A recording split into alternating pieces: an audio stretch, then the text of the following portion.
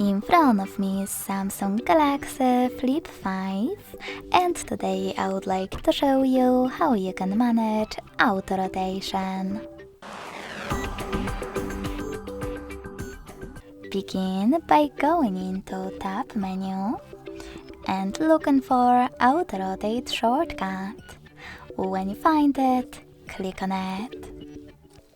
As you can see, mine is grey and it says portrait. That means that auto rotation is off, but you can always switch it on by tapping on portrait shortcut until it says auto rotate. Thanks so much for watching. If you enjoyed this video, don't forget to leave a like, comment and subscribe. Bye!